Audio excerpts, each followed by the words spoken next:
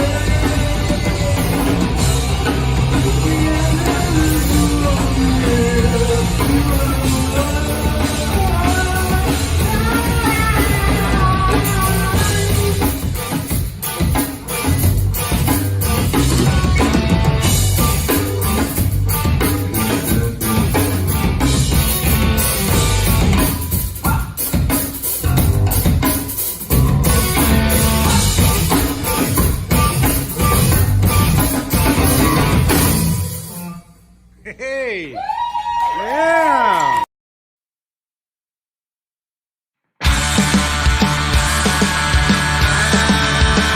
I don't know who needs to hear this, but know that someday it will get better. I know I suck sometimes, I don't always like mine, but I know that someday it will get better. I will not forget that night at Subterranean. It was summertime and it was raining. I was headed down the block to pay the meter for my car. That's when I saw the sad girl in the rain. I don't know who needs to hear this, but know that someday it will get better. I know life sucks sometimes, I don't always like mine, but I know that someday it will get better. She was crying, real tears were streaming down her face. I could tell that she was in so much pain. So I reached out for a hug and she came in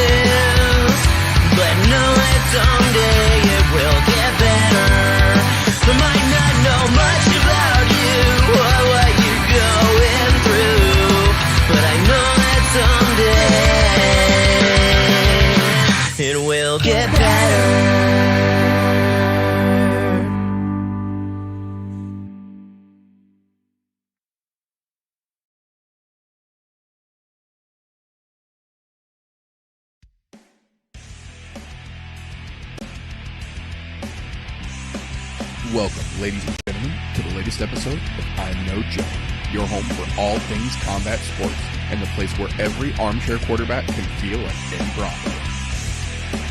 The views and opinions presented on the I'm No Joe channel belong solely to the person expressing them, no one else. If we say it, that means we meant it. That being said, this show does contain adult themes, adult content, and general shit that you shouldn't be letting your kids intake. Be advised, viewer discretion is recommended. Proceed at your own risk. You've been warned.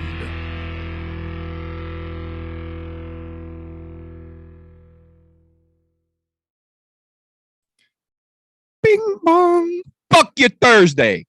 Welcome, ladies and gentlemen, boys and girls, children of appropriate ages, to the latest episode of the I'm No Joe podcast, the show where every armchair quarterback can feel like Eddie Bravo. Today, like most days, I've got Golf T here with me to break down the latest bullshit and beefs that we have got to talk to you fine folks about, and then get into some tasty little morsels that we're going to pick loose from this weekend's fucking sad scrap of a card. Before we get into that, though, welcome back, sir. How the fuck are you doing this fine evening? Not too bad, except for I think you just blew my speakers out there. I wasn't quite ready for that, so my speakers are up a little loud. Hopefully it didn't scare the missus off the fucking bed in the bedroom next door there. Well, you know, much like the Spanish Inquisition, nobody ever expects a bing bong. Yeah, fair enough. Just glad to finally be back after being sick again. Jesus Christ. This last month has been rough. Holy hell. Thought about pulling a comms out for a moment, saying I'm going to retire and then actually come back out of retirement to fight again. Yeah, nobody's had a real good month for sure. Fucking I think January of 2022 was really just like the trial month, and I think we're really starting now that it's February. If that's the trial month, I don't want this motherfucker. I'm out. Yeah.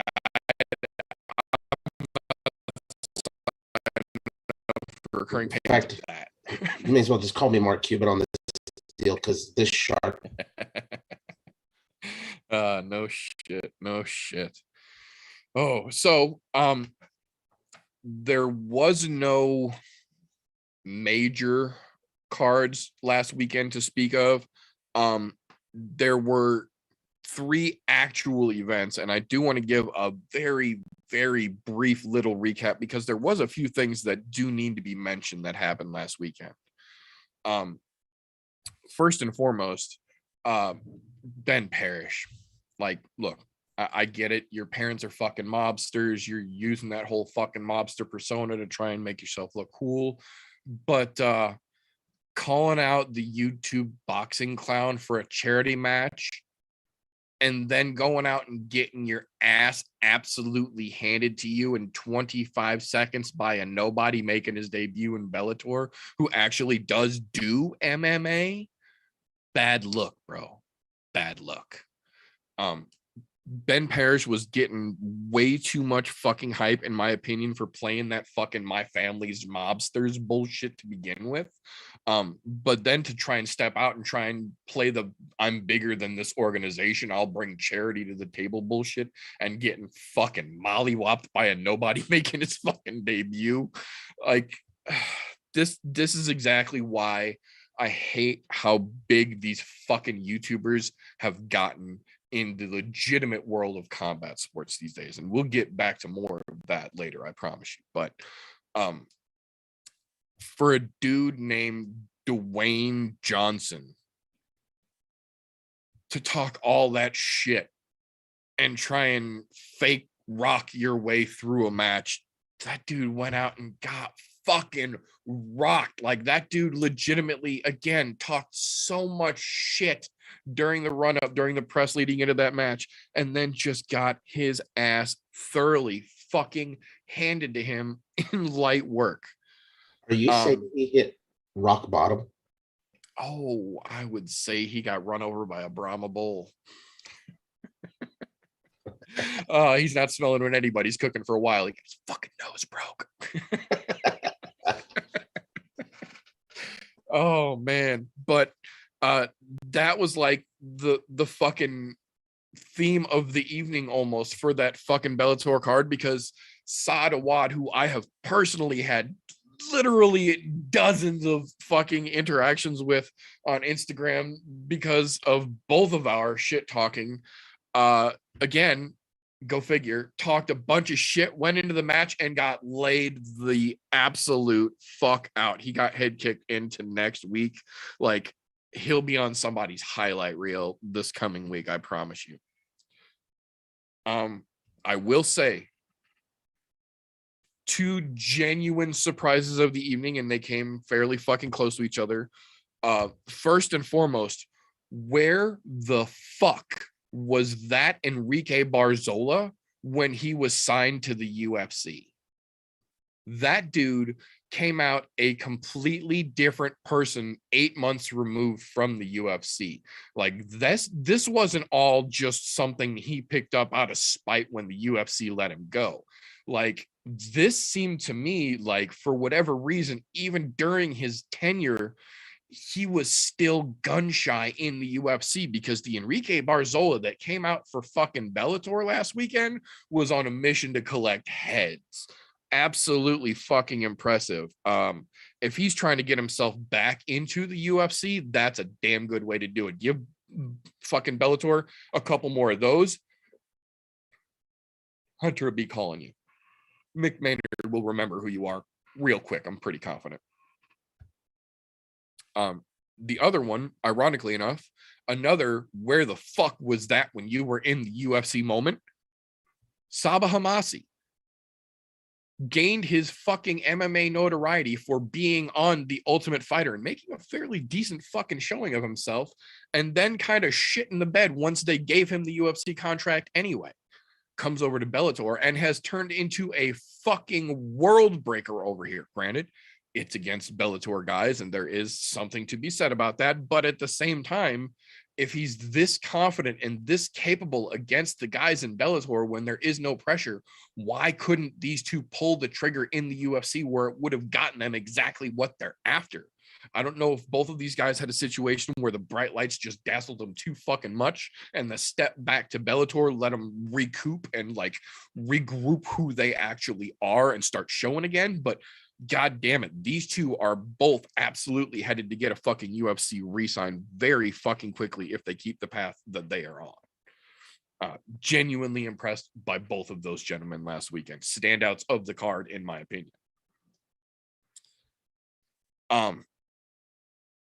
We did have a laughable moment here that you could tell the commentators were trying so genuinely hard to be serious and not make fun of in the moment.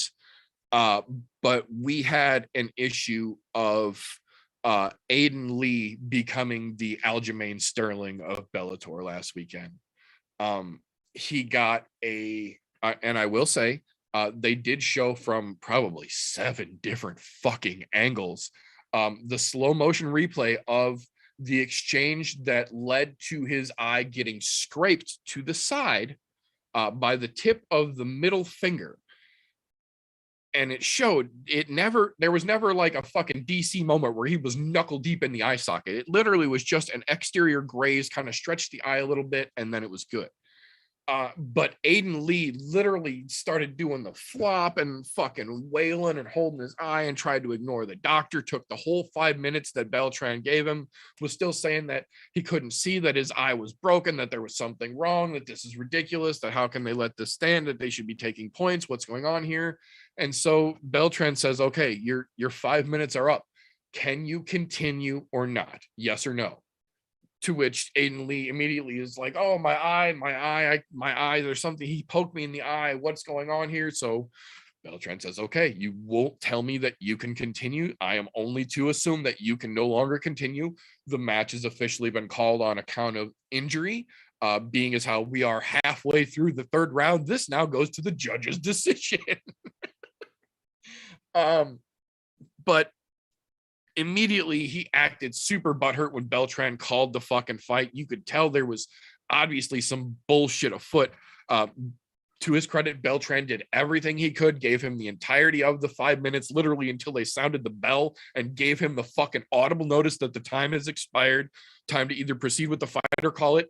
and fucking Aiden Lee just could not get his shit together and then pretended he was surprised when they stopped it. So the Oscar goes to, but that's a bad look. Like, that's a real bad fucking look. Like, it very much reminded me of Bilal Muhammad, Leon Edwards. Like, it had that same vibe about, like, I get that your eye was touched, but come the fuck on now. Let's be realistic here. Like, and then the same, like, over the top dramatic, I can't believe they stopped the fight. Like, fuck off. And then we would absolutely be remiss if we didn't give the co-main and the main a mention. And that's really all they're going to get here. Co-main, I will say this, much like the other two prior UFC gentlemen that I mentioned, Benson Henderson legitimately looked better last weekend than he had in a lot of his previous Bellator matchups. Maybe not as good as he did in prime Hendo days in the UFC, but a lot better than he had recently, for damn sure. Still, like, with the performance he put on Saturday, he's talking about potentially trying to take the 155-pound title from Pitbull. I'm not saying Pitbull's the greatest in the world either, but with that fucking performance, no, dude, no. So in the same exact vein, Bader, I make a point of giving credit where credit is due, regardless of how you feel about an individual. And I will say, Ryan Bader absolutely does look and move 100% better at heavyweight than he ever fucking did when he was cutting down to 205. He definitely needs to focus on heavyweight if he wants to try and retain the belt. The 205 champ thing was nice, but there's real big boys at 205 now. Leave that fucking playground alone. Focus on your lane going forward. And there's a chance Bader can hold that belt for a minute here, assuming they don't do another Grand Prix anytime soon. So he is much better at heavyweight, but again, that's only a matter of for how long, until Bellator brings in some new blood at heavyweight like they just did at light heavyweight. Things could get interesting. But for now, I will say Bader is running the fucking show up there legitimately.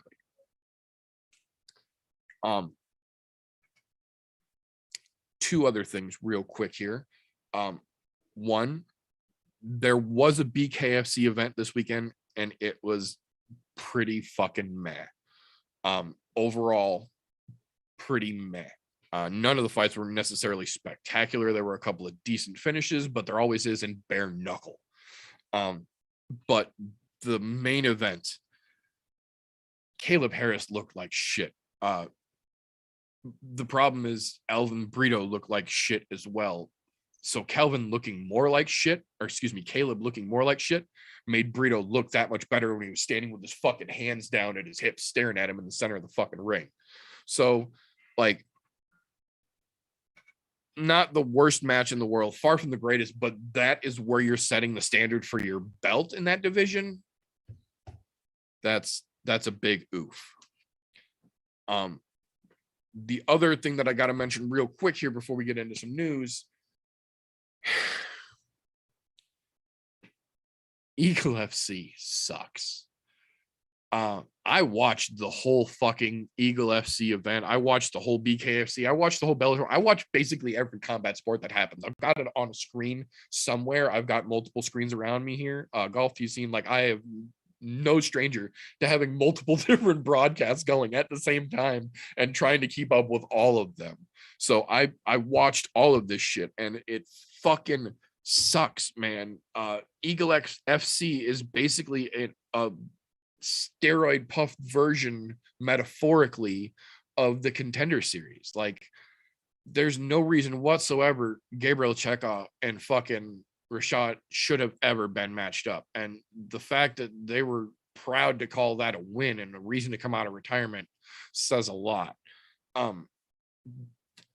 There's a reason that Tyrone Spong is a world champion kickboxer, and he was 2-0 going into last weekend's Eagle FC and MMA. And then you put him against a fucking giant Russian monster like Sergei Karatanov, for fuck's sake. Swag and I were actually talking about it during the fight. Like, that event was so poorly put together, it made you feel dirty that you were watching it for free, and it was legitimately free. That was bad. If that's what Khabib is trying to hang his fucking hat on and say that's going to be the thing that takes over and replaces Bellator and UFC, boy, you got a lot of fucking work to do. I'll leave it at that. That being said, we didn't have a ton of news and recent events crack down this week, but we did have a few. We had some interesting fight announcements come down the line, more than anything. I think I've got them in chronological order. I don't think there was any last minute announcements fight wise. So we'll kick them off up at the top here. The first one is for this coming weekend's card. We had a last minute, oh shit, Philip Hawes got injured and he is officially out against Smiling Sam Alvi, but Brendan Allen has stepped up on short notice and will be there, assuming they make weight tomorrow, to take on Sam Alvi this Saturday. So props to Brendan Allen. He could definitely use some good press, and I think that's actually a really good matchup style-wise. If he can show up and perform, he's going to be in real good shape this weekend, I think. Next one I've got here, February 26th card coming up. We have got the addition of Misha Serkinov and Wellington Turnman, which I think will be a very interesting matchup. A chance for Misha possibly to actually let his wrestling flex fucking work for a change. I think that's a pretty good matchup for Misha, unless he is really starting on that downhill slide that there's a lot of people that are worried that he might be. If that's the case, this could be Misha's walking papers if the new guy can fucking ragdoll him and really put on a show. So that's going to be definitely something that's going to need to have an eye kept upon it. Next one I've got here, another very interesting matchup for my birthday weekend, the London card, March 19th. The Bear Jew himself getting back at it, Paul Craig versus Nikita Krylov. Stylistically, that's just a chef's kiss of a fucking matchup, man. You can't ask for fights that fucking spectacular, in my opinion. I think that's going to be absolutely fucking banging. And on the London card, so it gives Craig the quote unquote hometown advantage, where at least his people are close enough to be able to come see him. Like, that place could get fucking insane. The O2 Arena might just rock its fucking lid off that night. We will definitely have to keep an eye on that shit. Fairly quick turnaround announced here. The April 9th UFC 273 card had an addition made to it today. Piera Rodriguez will be making her debut against Kay Hansen, who we just saw not that long ago in a tough outing. Obviously she didn't take too much damage because she's getting right back in there after a couple weeks. Hats off to her. I'm still pretty fucking confident. Kay Hansen has got a lot of fucking potential in the MMA world.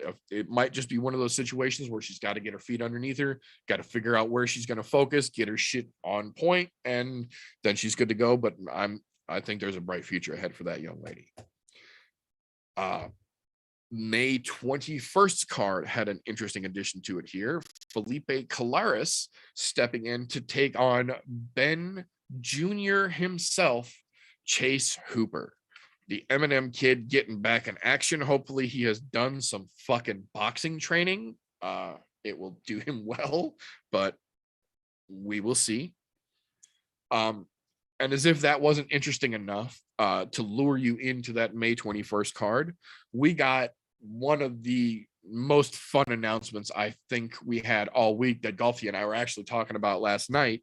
The return of Alexander Gustafsson to heavyweight for Big Ben Rothwell on that May 21st card. I think that is a spectacular fight for both men and makes that card that much more exciting, in my opinion. Good God, that's by far one of my most exciting fight announcements we've seen here in the last couple of weeks.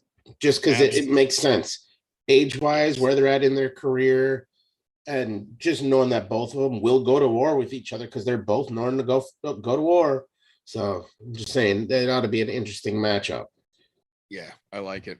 I like that Gus is fighting at heavyweight. Like, I get he did the light heavyweight shit. He was part of that fucking Hall of Fame fight against Jones back in the day, and he had a great run at light. But we also see now how hard he was draining himself to get to that point, and how you don't have to do that anymore. Like, there are plenty of opportunities at heavyweight. Clearly, you don't have to worry about that. He's not going to weigh in at 265. I bet he comes in at like 240-ish. And that's probably like eating whatever the fuck he wants, walking around at 240-ish. But I think that's going to be a great fucking matchup. And it especially is a great addition, considering the next announcement that I've got is the main event for that May 21st card, which they just confirmed for us, which will be Holm versus Ketlin Vieira at 135 pounds. Why they decided that fight, A, needed to be made, and B, needed to be a main event over something like Gustafsson Rothwell, I do not fucking understand, because that division, regardless of who wins that fight, is locked up until Pena Nunez run that back later on this summer, maybe early fall, depending on Amanda's schedule. So it doesn't fucking matter. There's no reason that needs to be a main event, especially over the other fights on that card.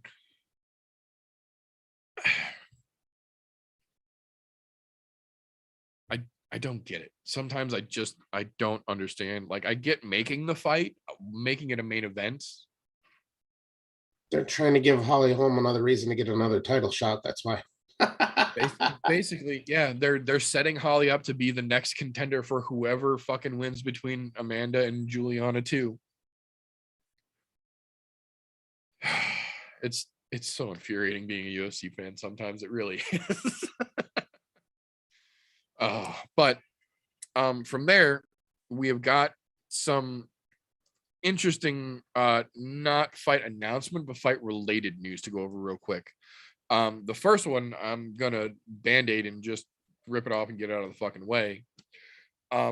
We have officially had confirmation now that the YouTube boxer himself and his investment company have now officially made investments into Endeavor in an attempt to allegedly try to start changing UFC for the better from within, seeing as how all the barking from outside didn't do anything. I am one of many who are 99% confident that this is nothing more than yet another UFC entangled publicity stunt to help raise said YouTube clown's bank account numbers. But if they are serious, they are going to have to accumulate a significant and serious amount of liquid capital, tangible liquid capital, to be able to make an ownership stocks purchase, to be able to do any type of legitimate changing. And I just realistically don't think that's possible. I think this is a great publicity stunt. It's a troll getting people like us to talk about it right now, even though I don't fucking want to. But we will see how it plays out. I'm fairly confident it's just another fucking publicity stunt, but on the off chance it is not, and something legitimately tangible comes from this, we can say that this is where it started from. Painful as that will be, should that day come. Hang on, I rinse that shit up. Yeah, you gotta wash that shit out of your mouth, man. I get it. And so I don't even want to talk about it. I mean, I know I brought it up last night, but that was one of those. I told you it was in the news. Like I said, I try and make a point to cover the things that are important, no matter how they make me angry or disappointed in the world. But to be quite honest, I think it was just to piss Dana White off and nobody else. But you know, I think it is too. I genuinely feel like this was done because the quote unquote diss track that was released didn't get the response that they expected it to. Apparently, Dana White is not a hip hop fan. Yeah, that's what I'm saying. Maybe that's just me. Maybe I'm perpetually cynical. That's absolutely a possibility because I'm not going to deny that either. But I don't think that making a YouTube rap track about a guy that you don't like who doesn't listen to rap and doesn't give a fuck about the rap world, probably not the best move to get your message across. Maybe I'm just out of touch. I don't know. Maybe that's not what the kids think these days, but we'll see. Yeah, I think part of that is I think Big Daddy Dana is also a little out of touch with what's going on with the kids at this point because he's getting up there in age. I mean, you got to think he took over doing the FC when he was what 30 years old, and this was his 30s, and that's 30 years ago. Yeah, we're looking at he's got to be pushing 60 at this point because he was late 20s or 30s. When he took this over back in the day. So, I mean, yeah, he's getting up there. He's definitely not going to be in touch with the younger generation anymore, except for in touch with how little he's going to pay those young fighters. Right. I love them 10 and 10 contracts, kids. Oh, but speaking of 10 and 10 contracts, we got confirmation Tuesday that Lil Heathen himself, Jeremy Stevens, coming fresh off of his release from the UFC, has signed with the PFL and is targeting a rematch with quote unquote bloated Showtime the Showboat. Good call out. I don't think it's going to do what he thinks it's going to do, but hey, go after that Millie, dude. Go after that Millie. I think he's got a better chance of doing it over there than he does in Bellator. There's some fire at 55 in Bellator right now. I think he's got his best bet to stay over at PFL and try and swing at Anthony. But we'll see how that plays out as well. But we also got confirmation this week that the May 13th, words are hard live sometimes, May 13th bout for Paul Daly will be his last win, lose, or draw. He said, at this point, I still have the fire, but I'm just tired. And the camps just take too much out of me at this point. So he's calling it a career, win, lose, or draw. He's definitely got some interesting, noteworthy matchups on his resume that will hold forever. So hopefully he goes out with a bang. We'll see. Next quick one we've got to go over here real quick. Kevin Holland was in the news twice this week. Once for a good news, once for a not so good news. First on the not so good news, during this week at the UFC Performance Institute, he apparently had a run-in with Sean Strickland, where the two who had been going back and forth at each other on Instagram during the course of the week finally actually saw face to face. According to several different accounts of the event, there was chest puffing. Kevin said something. Sean said something. Kevin said, we can fight right here. Sean said, you're an idiot. We can't fight inside the Performance Institute, but there's a parking lot right there if you really want to go do the man dance. Apparently, Kevin Holland was not up to going outside with Sean Strickland, which is probably one of the smartest moves he's ever made in his fucking life. But after that, we got the good portion of the Kevin Holland news for the week, in that I got a fucking gnat or something here driving me nuts. Kevin Holland welcomed an Instagram troll to come down to his gym to actually roll with him after talking a lot of shit online. To his credit, Kevin let him in. They brought him into the gym. Dude showed up, said he was ready to go, said he'd be able to tap him easy. Basically made one very sloppy shot on Kevin, which Kevin countered quickly, yoked him the fuck up, and tapped the internet troll in, I believe, 23 seconds flat. So sometimes you got to be careful what you say on the internet, because you will get held accountable once in a while. Like to see that happening a little more often. Good on Kevin Holland for that one. Now, if he would only take a little bit of his own medicine there and buck up to Strickland, whether it's in a parking lot or in a cage, we were actually talking about this a little earlier. There have been reports that Sean Strickland has basically screamed at Mick Maynard fix me up with Kevin Holland. And there hasn't been any interest on the Kevin Holland side of things. So that I think would be a pretty fucking interesting matchup as well, but we will see if that actually comes to fruition or not.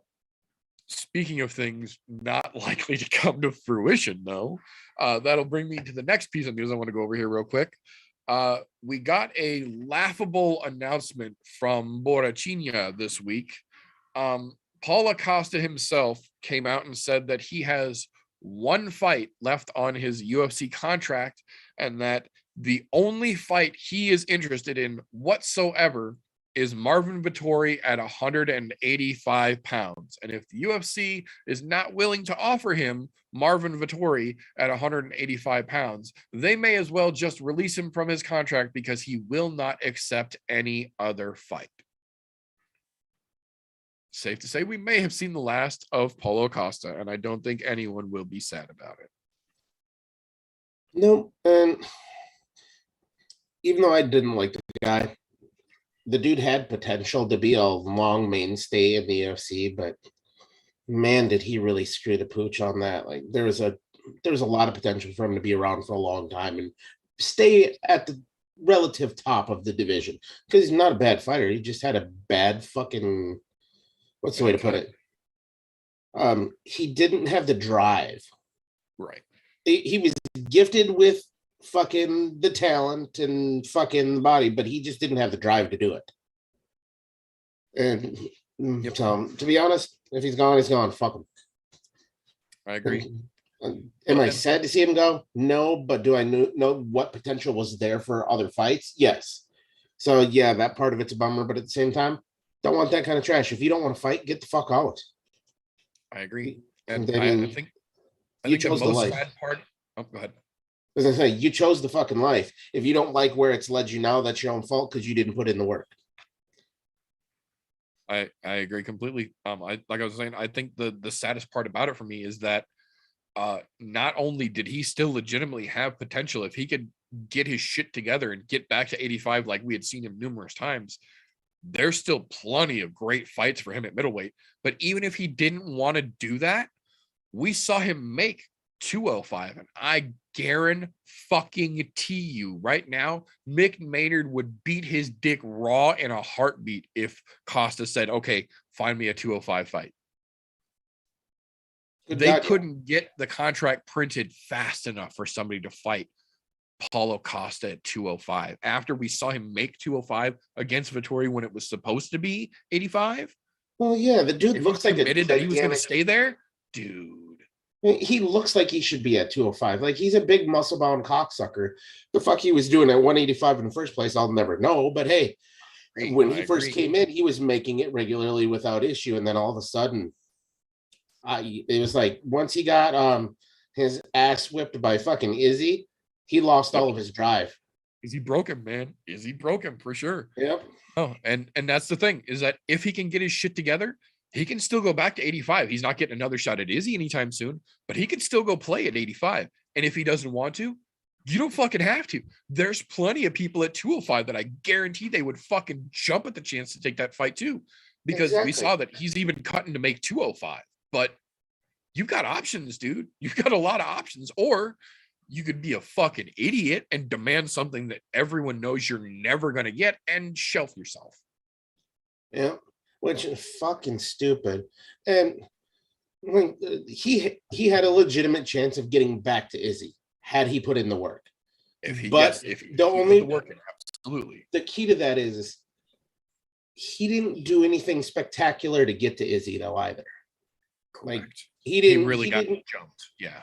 He basically got gifted that because they didn't want to do fucking another fight with fucking Robert Whittaker right away.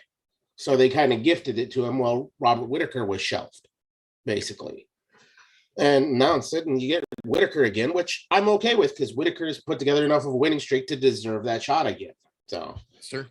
I mean, if he loses, he'll probably never get a shot at it again. But you know, it'd be his last one if he fucks it up, though. Yeah, for sure.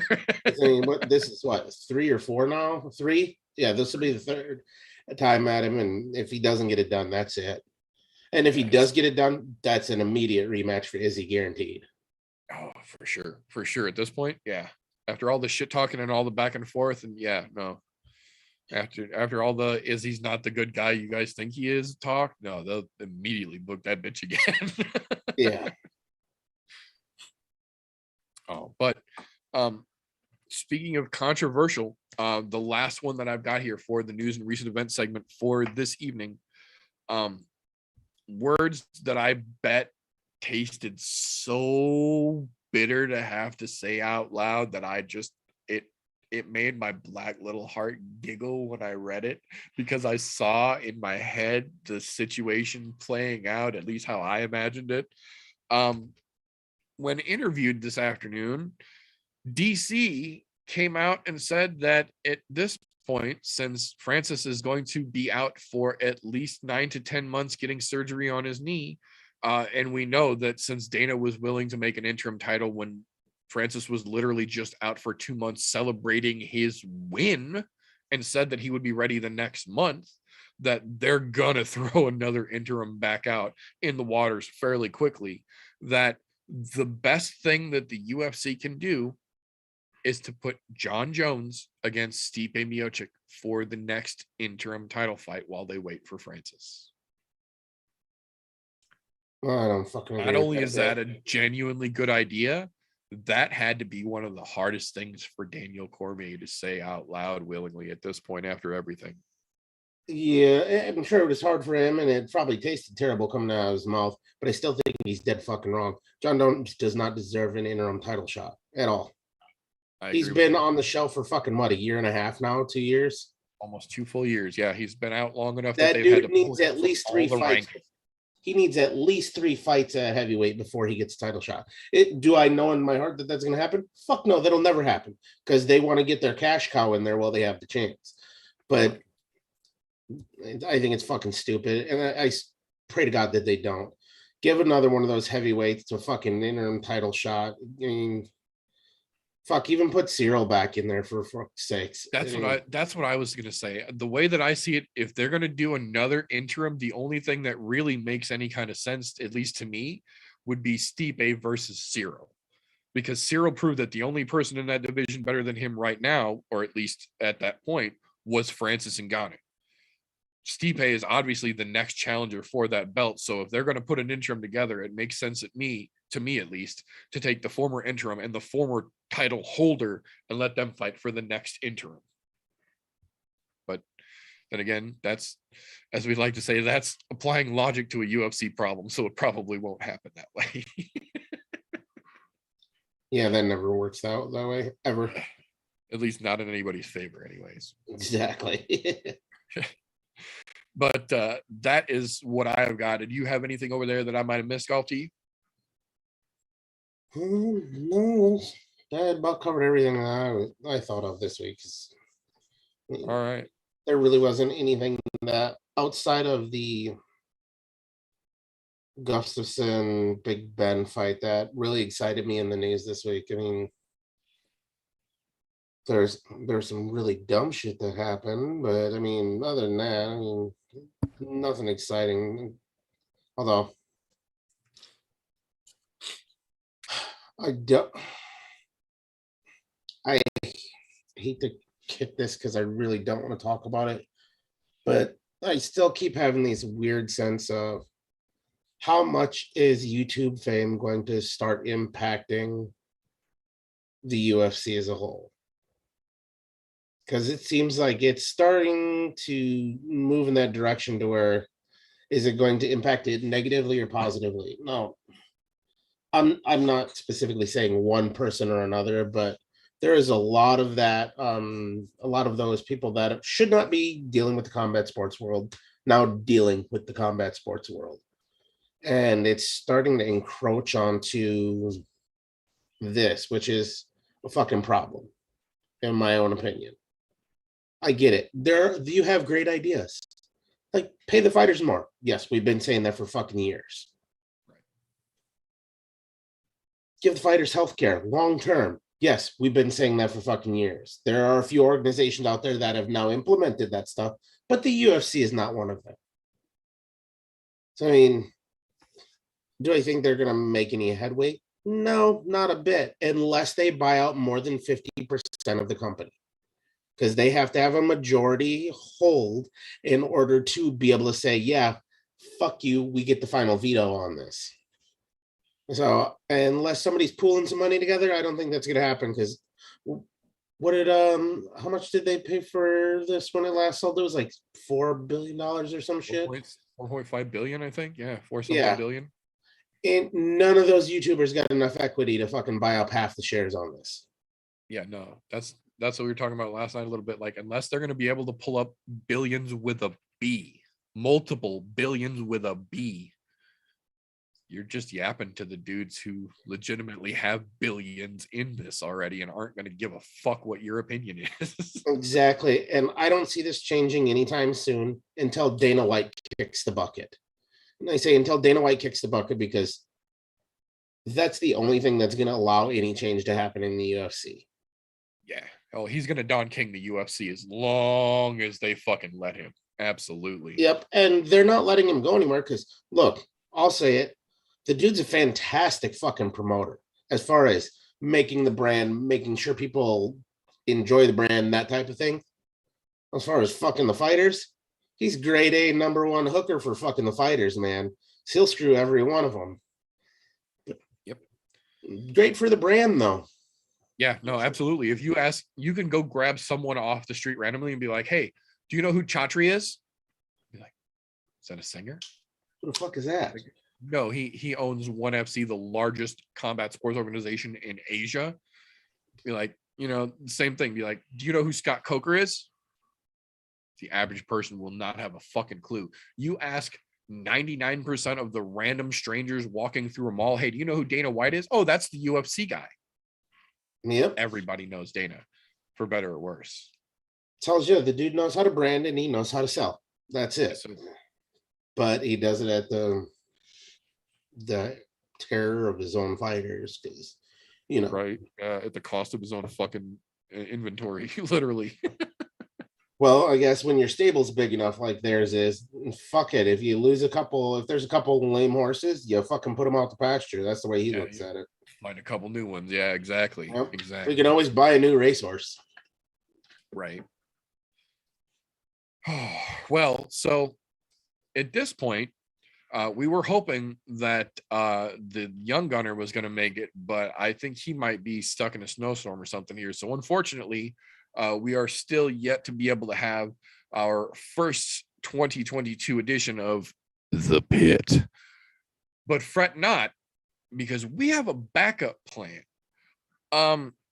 It has come to my attention that while we give you guys information every week and you hear us talk every week and you get to hear our opinions every week, that's not really much of a chance to actually get to know somebody. You just get to hear what they're thinking and their prepared answers for questions and whatnot. But sometimes you really just need to get to know the people you get those opinions from. So we here at I'm No Joe Industries have scientifically compiled a list of 15 of the most accurate and truth-revealing questions known to man that will allow us in just a brief period of time here to peer directly into the soul of the person answering these questions. So I offer you a chance here. Golf Tee, are you willing in front of these wonderful I'm No Joe fans to be known and take the I'm No Joe get to know questionnaire?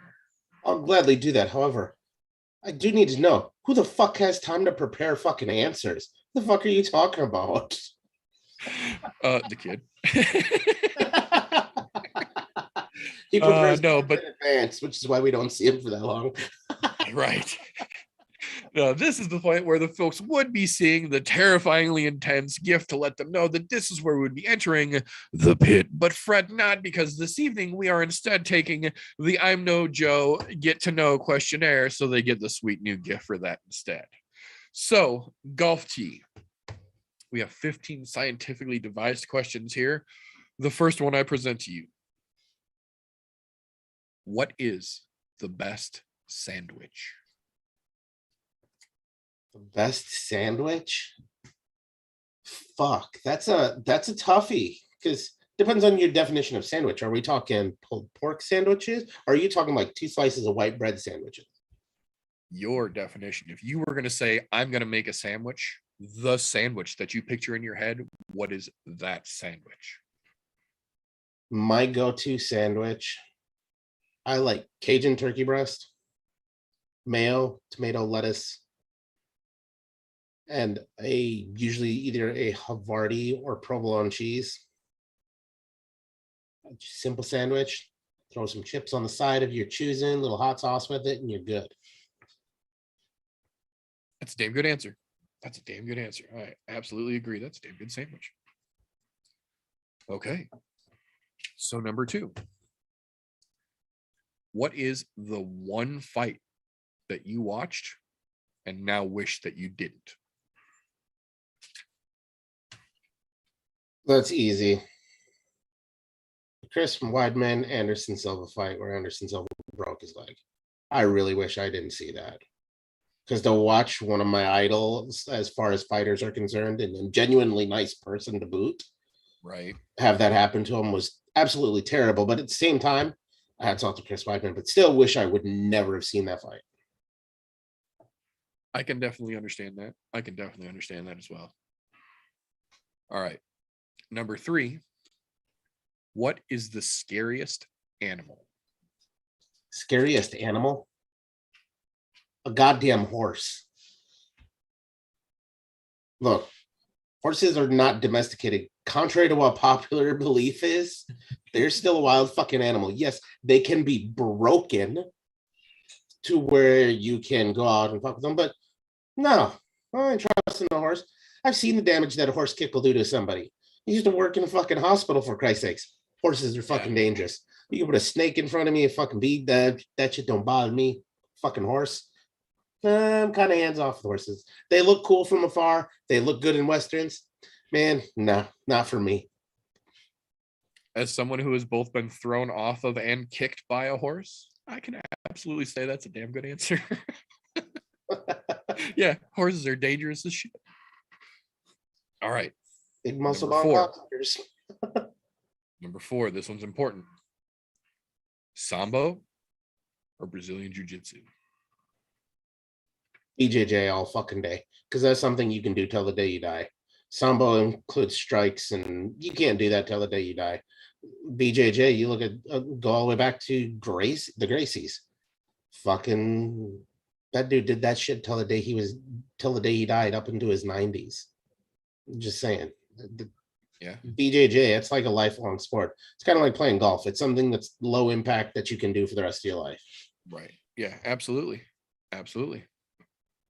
All right. Number 5. Have you ever asked a fighter for their autograph? No, but I've met a couple fighters. Never asked one for an autograph, though. Oh, no, I take that back. I lied. I fucking lied. Hoist Gracie. When I was training at the Gracie Jiu-Jitsu Academy and I got the chance to meet him, I had to. I still have the fucking little white belt I had it signed on. And, like, I couldn't help it, man. Like, that dude's a living legend of MMA. I had to ask, and I've met other fighters, and Right. I've got to be in those same training sessions as those other fighters, but I never asked them for their autographs. But Hoist, that was literally the epitome of, like, he was the reason why I wanted to learn Brazilian Jiu-Jitsu. Like, I remember watching UFC 1, 2, 3, and he's in there beating guys that are 10 times his size with a fucking t-shirt. What the fuck are you choking people out with a shirt? I need to learn this. So to get the chance to meet him, granted he'd been retired for a while. Yeah, I took all full advantage. Got some pictures with him too, which was fantastic. I was gonna say, I was like, I know you trained with a fucking Gracie. Are you telling me you didn't ask him for a fucking autograph? All right. Number 6. This is a big one. What do you think happens when you die? I either get cremated or buried, one of the two, depending on who's the one in charge of it. After that, not a goddamn thing. I'm into the dirt, man. That's it. That's right. I agree. All right. Number 7. What is your favorite fight movie? Without a doubt, Fight Club. Without a fucking shadow of a doubt. There's nothing better than watching a crazy person beat the shit out of themselves and not know it for an entire movie. Right, for an hour and a half. Yeah. Yeah. Fucking fantastic. Yeah, no, that was a great fucking flick. I agree. All right. Number 8. What is your favorite smell? My favorite smell? To be quite honest, something from when I was a kid, when my mom would cook biscuits and gravy in the morning for breakfast on a Saturday or a Sunday. That smell, waking up to that, that's still my favorite smell, which is probably why I have a terrible affinity for biscuits and gravy still as an adult. I can absolutely relate to that as well. All right. Number 9. Least favorite smell. Fucking cigarette smoke. And ashtrays. Fucking smells disgusting. As a former smoker, now it bothers me to no end now. Which, hey, to each their own. I'm not gonna tell people what to do, but yeah, you fucking stink. Yeah, I can agree with that. That's definitely a horrible fucking smell. All right, number 10. Cryotherapy during fight camp. Is it worth it? You know, I can't say that it isn't, because it's the same concept of you're sore, put ice on it. Except for you're doing it in like a half-hour session, and they're really, really dropping temperature on you. So do I think that it's worth it? Not necessarily. I only think it's worth it if it's something you're doing regularly throughout the entirety of the fight camp. But like the week before or 2 weeks before, I don't think you're doing yourself enough of a favor. It's got to be one of those things where it's a constant thing. I'm sure there is some sort of science behind it that says it possibly is, but to be honest, cryotherapy is still pretty fucking new as far as throw yourself in a fucking freezer for a little bit and see what happens. I mean, if you really want to do that, move to fucking Wisconsin or Canada and go jump in a snowbank for a fucking hour. It'll do the same fucking thing. Yeah, no shit. Wim Hof figured that out and finally moved north. Exactly. Just saying, he's got a whole fucking book about it, and right, makes a hell of a. He's got like a fucking podcast or something too for it. Just yeah, but he's doing a I mean, podcast now. Yeah. You want to learn how cold it'll help your body? That's the guy to do it. Dude doesn't take fucking any drugs, nothing. He doesn't even fucking get vaccination at this point. Yeah, he's climbed fucking mountains barefoot and naked. Well, I guess there's got to be something to it. Right. All right. Number 11. Kickboxing or Muay Thai? Muay Thai. 8 limbs. Yep, that's it. Yeah, I hear you. I had to think about that one too, because I was like, that's well. Yeah, I agree. I think the 8 limb makes the difference. All right, and this is the other part of what makes me say this. Look at these two movies: Kickboxer or Ong Bak. I'd much rather watch Ong Bak. That fucking 8 limbs, fucking elbows and shit. I'm just saying. Yeah, there's something to that. Yeah, I can agree with that. All right. Number 12. What is your most frequented source of MMA news?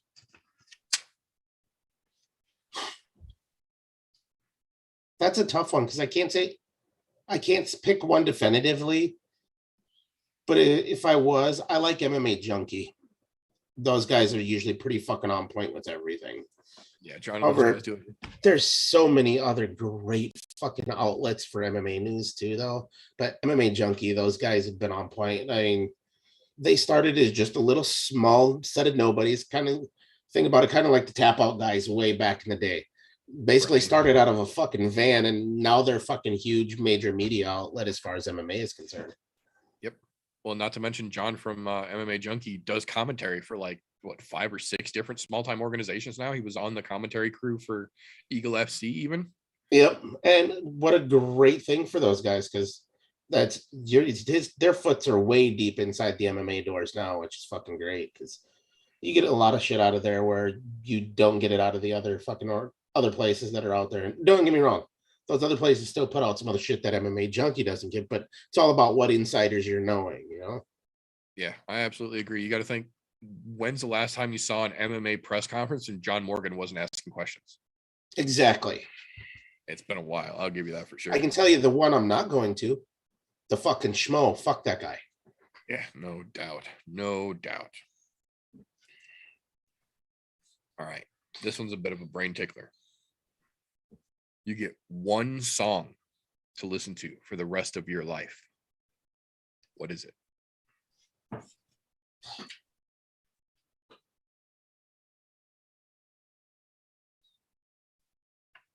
You know what I could get down with? I could get down with Bohemian Rhapsody.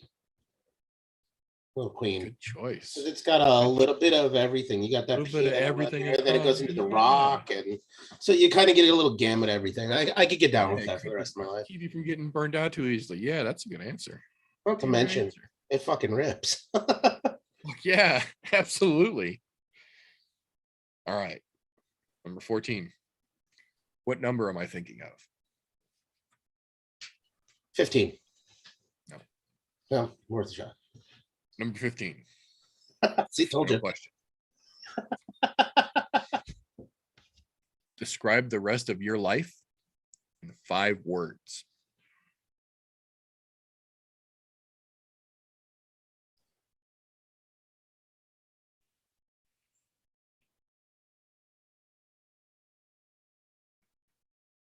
I'm not getting out alive.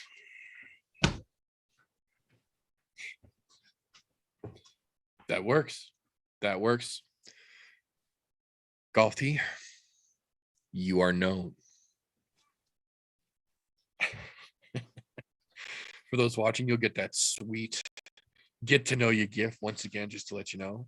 So now we do have a little bit of punchy kicky to actually talk about for this weekend.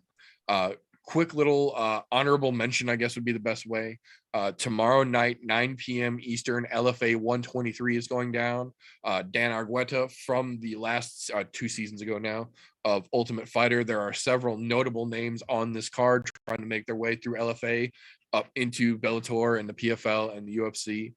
There will be some good fights on that card. I'm not saying everyone's going to be a banger, but I'm telling you, if you need a little punchy kicky fix before Saturday rolls around, Friday night LFA will treat you right. That being said, this weekend, for some unbeknownst reason to me, the UFC is both back in Las Vegas and starting early. Prelims kick off at 3 p.m. Central on Saturday for some fucking reason. Honestly, there is not a hell of a lot on the prelims that are going to be terribly exciting, in my opinion. Realistically, the biggest fights on that card, in my opinion, on the prelim side of the card, are the premier prelim and the people's premier prelim. Hakeem Dawodu versus Mike Trizano. Trizano, former Ultimate Fighter winner, Hakeem Dawodu, basically one of the representatives of the soup can series, as I like to refer to it here, one of the few people to make it out of the Contender Series and not completely flop when they hit the big lights. I think that's going to be a very interesting matchup to see. Trizano cuts a lot of weight to get to featherweight, and versus Dawodu is such a powerhouse little stocky dude. I think that's going to make for a real interesting matchup, in my opinion. Oh, yeah. I'm wondering if the power of the mullet is going to pull out there or not. The thing is, I haven't had a chance to check Trizano's socials lately, so I'm not 100% certain the mullet is still there. And that's a little scary because that man has rocked that mullet for a hot minute. So if it's still there and the power of the mullet compels you, Hakeem Dawodu has got his work cut out for him. We've seen what happens when you take off the mullet too. So that's what I'm saying. That's a terrifying prospect to see how that could turn out. Yeah, it usually doesn't end well. That's all I'm saying. Speaking of which, maybe I should start making my kid grow a mullet. Maybe that'll toughen him the fuck up. Right? Oh shit. Couldn't hurt. I think the wife would kill me. Oh, for sure. For sure. Oh, but kill me. the other one after that is the actual premier prelim, Miles Johns versus John Castaneda.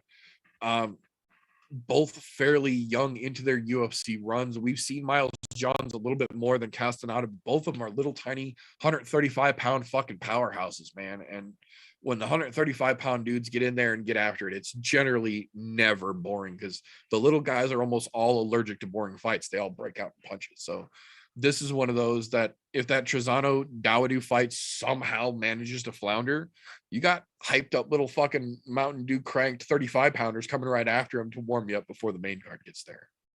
Oh, Castaneda's got a fucking big KO he came off of in his last fight over against Weiland. So, I mean, the kid's got some fucking, he's got some talent.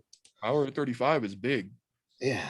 And so, I mean, but then Johns, he's put on a pretty good fucking run in the last year. So, I mean, he's only dropped one fight since 2020. So, I mean, it's going to be an interesting one. Although I will say, if we have to pick purely based off of nicknames, I have to give it to the Sexy Mexi. I mean, yeah. Props for creativity for sure. Whoever the fucking John Castaneda's fucking life decided that we should call you the Sexy Mexi. Dude, you got a lot of balls sticking with that. But no, yeah. Fuck you. You guys can call me something else. That's almost as good as one of the guys that we're going to talk about on the main card as well. I gotta say, I believe very squarely that Julian Erosa is opening this card because ESPN has been running the fucking bullshit clip of him versus Landwehr so many fucking times lately. Because realistically, I would much rather see Miles Johns versus Castaneda on the main card and let this be the fucking prelim card than the other way around. I don't agree with that fucking stoppage. I'm still a fucking firm rider on the Nate train. I still think that was a bad fucking stoppage. And the fact that Erosa bragged about it and it looks like it's getting him pushed into the fucking limelight a little more for it kind of bugs me a little bit. But I also believe Steven Peterson is enough of a well-rounded dude and has enough of a wrestling pedigree that he will be able to throw Erosa down and pound the shit out of him. And it'll be somewhat redemptive for me. I hope so. Peterson's been kind of a hit or miss fighter. I mean, it took him, and I say this in the nicest way possible, it took him to fucking decision to beat up Hooper. And Hooper is only known for one thing, and he's a ground game specialist. We know that. And I'm not saying anything bad about Hooper because I like Hooper. There's something about that fucking baby-faced fucking kid that just draws me in, and I'm like, I want to be that kid's fan. But fucking Peterson could have easily have just fucking destroyed him. But it took him 3 rounds to get there. And to be quite honest, Peterson's either hot or fucking cold. Like absolutely fucking terrible or he's good. There's no in between except for in that fucking Hooper fight, which was really fucking weird. So it makes me wonder if he's going to be in it this weekend or not.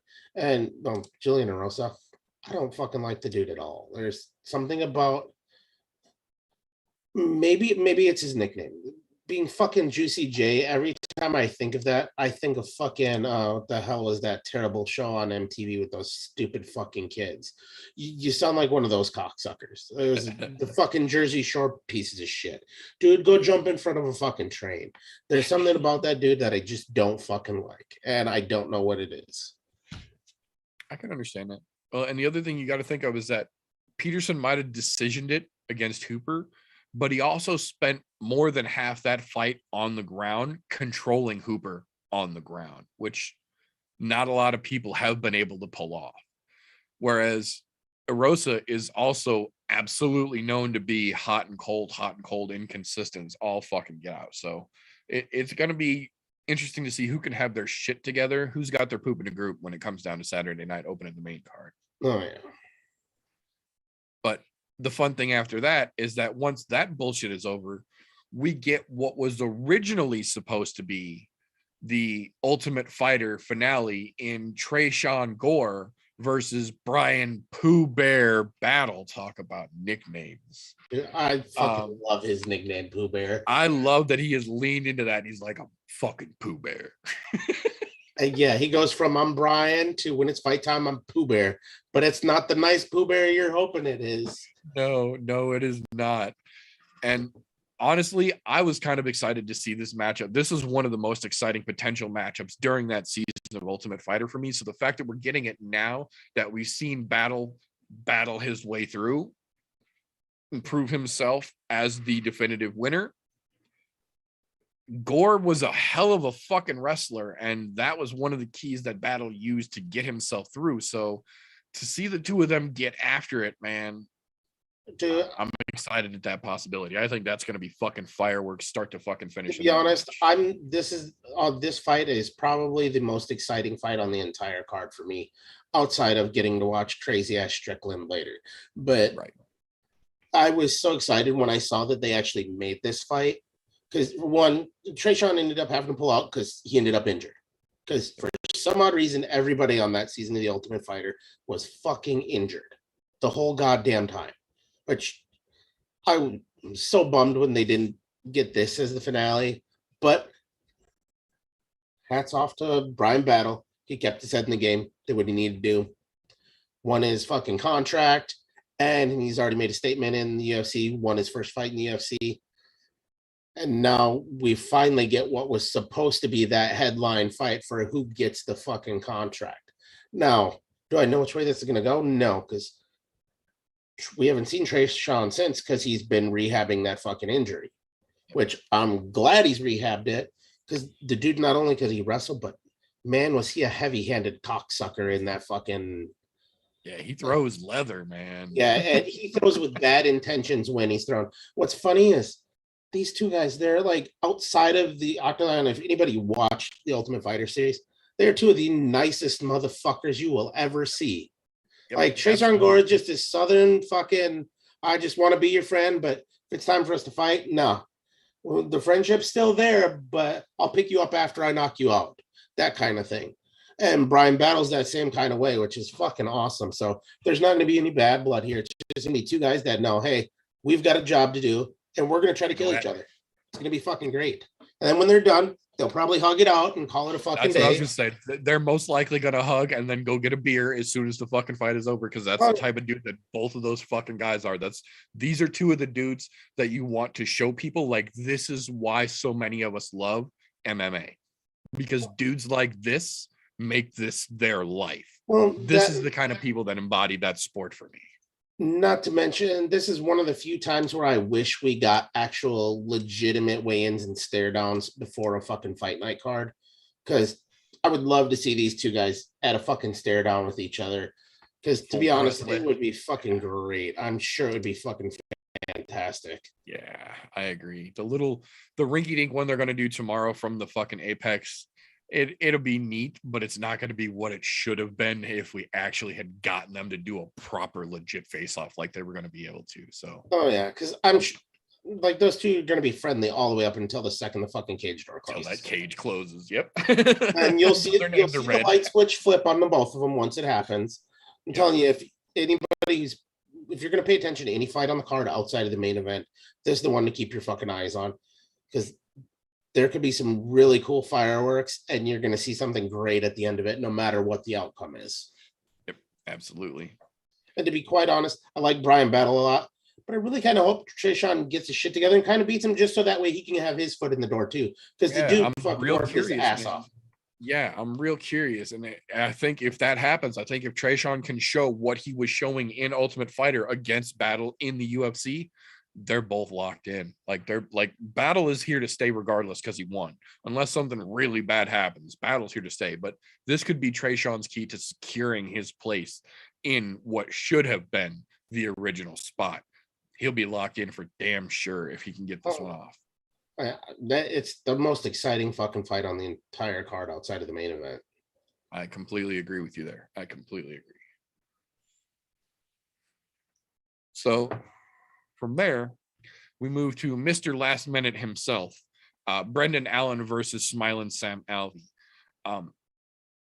again, props to Brendan Allen for stepping up on fucking short notice to take this fight. But still, even on short notice, unless Brendan Allen comes in completely fucking out of shape, like he was literally sitting on the couch eating Pizza Hut 3 days ago, I still think stylistically he's got the edge here over Sam Alvi. If he's even in the most remote, close to fighting shape, I think he can come in here on short notice, put the business to Sam Alvi, and come out looking like a fucking hero in shining armor.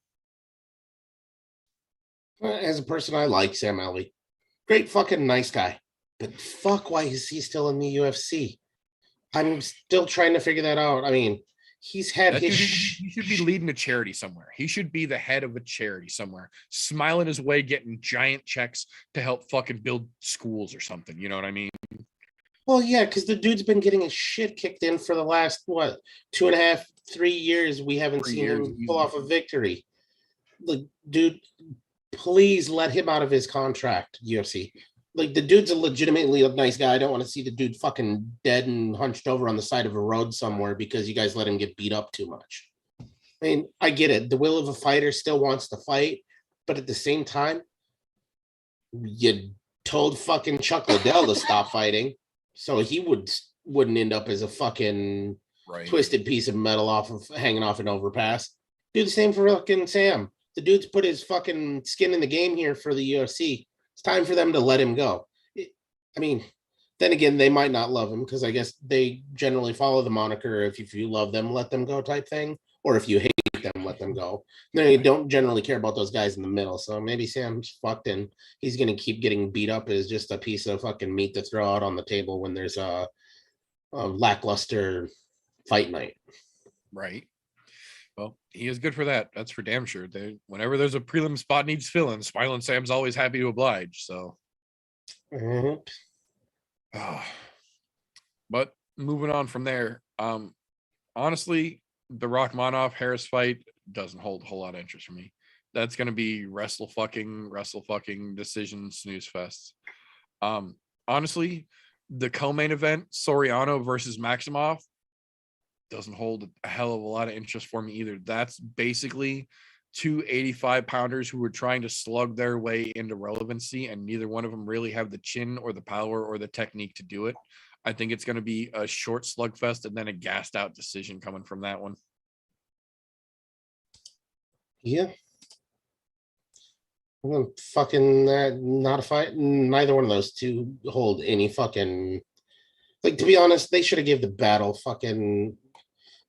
gore fight as the co-main event, because that would have been a much better spot for those guys. And look, to be quite honest, I think they're better known than the fucking rest of the card outside of like Strickland and Hermanson. Yeah, I agree. But I mean, you do a whole fucking series on getting into the UFC. People actually watch a series that may not even watch fucking UFC as a whole. So at least if they tune into this, they'll know, hey, I know who those guys were. They were on the fucking that series, that sports show that we watched. Right. You know, the fucking everyday layman, they're gonna, oh yeah, we watched that. Because look, there are people out there who watch those types of things like Big Brother, The Amazing Race, that shit, and stuff like The Ultimate Fighter because it's reality TV.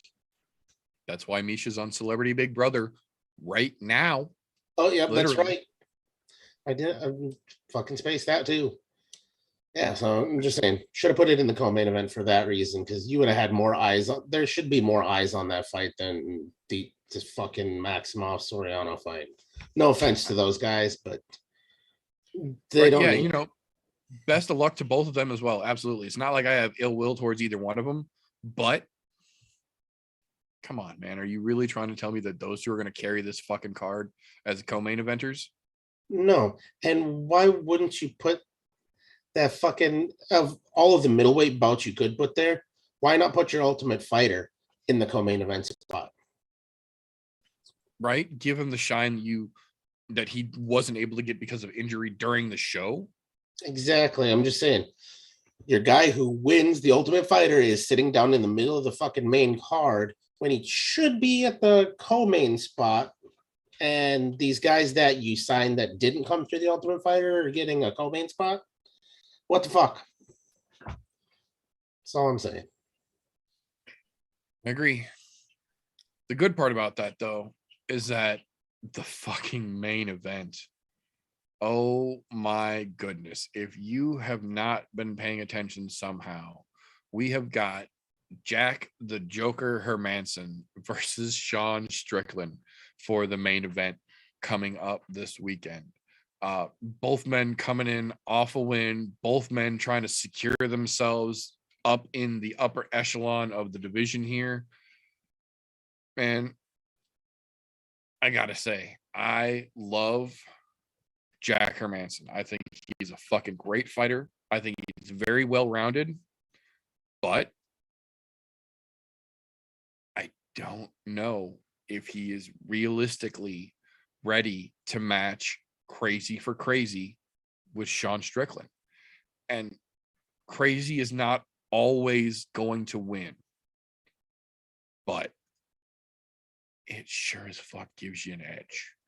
And man, in this situation, that edge could be exactly enough to make the ultimate decision here. And I really think Sean Strickland, aside from being that level of crazy, is a genuinely well-rounded enough fighter that he's going to be a lot bigger problem than people seem to be giving him credit for. I get that he's getting more attention for his out-of-ring antics than in-ring, as it were, but realistically, Sean Strickland is a serious problem for everyone in the octagon. And I kind of feel like Jack Hermanson has taken him a little bit lightly here, and that could prove to be even more devastating than anything else. But I still think that Strickland has what it takes technique and skill-wise to get himself a W this weekend. It's going to be close. I don't think it's going to be a walk in the park by any stretch of the imagination, but I feel like Strickland has got what it takes, and he's going to be able to get past the Joker.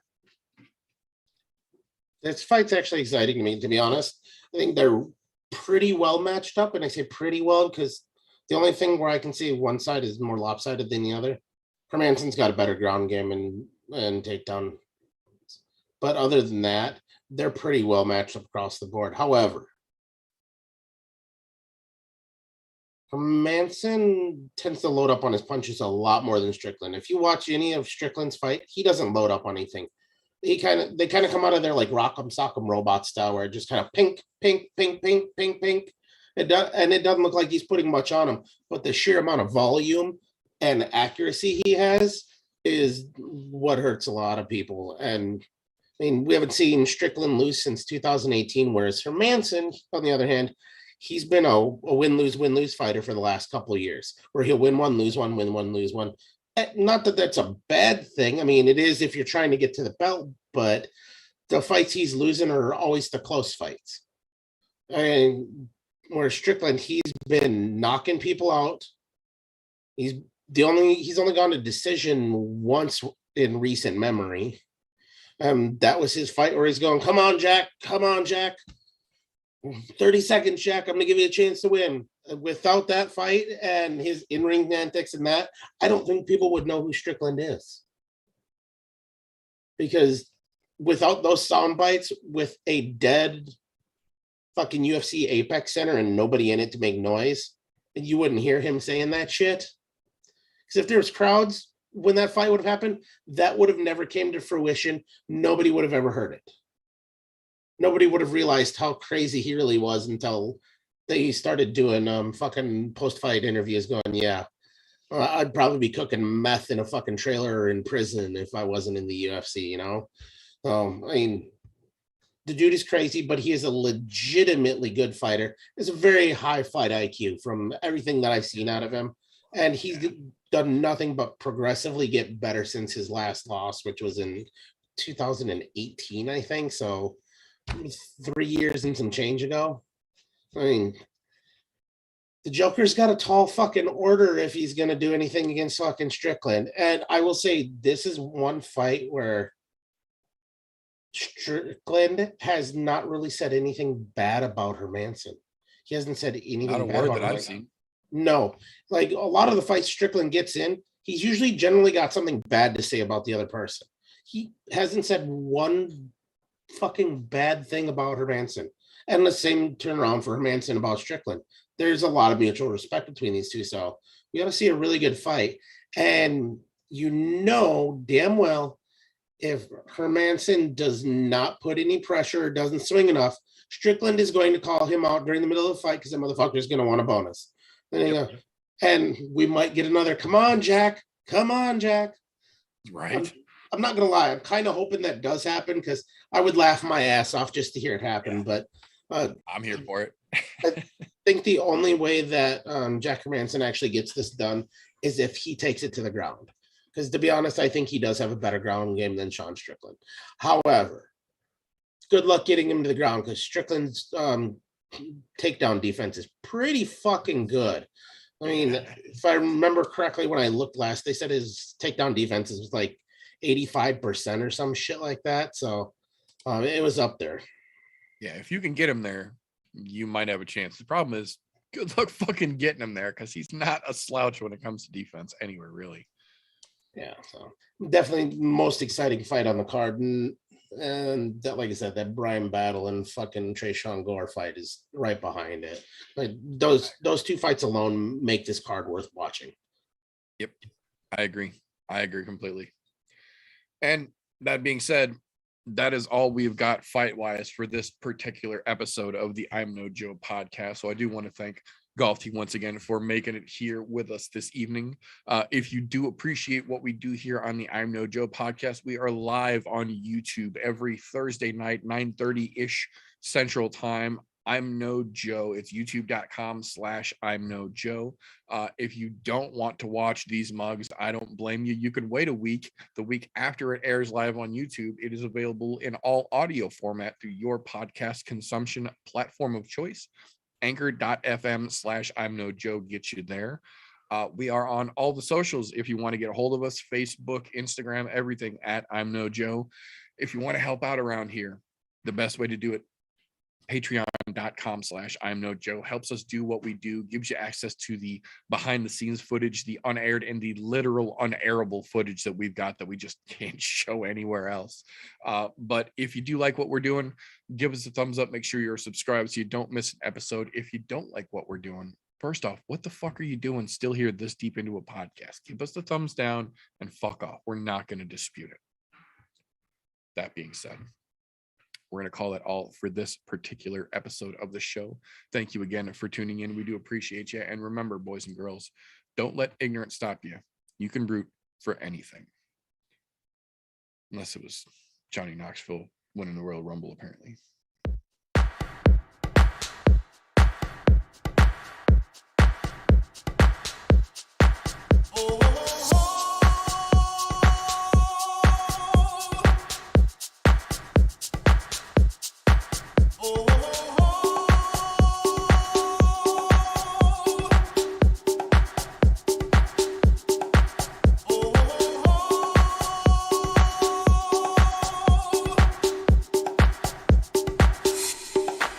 Everybody was kung fu fighting.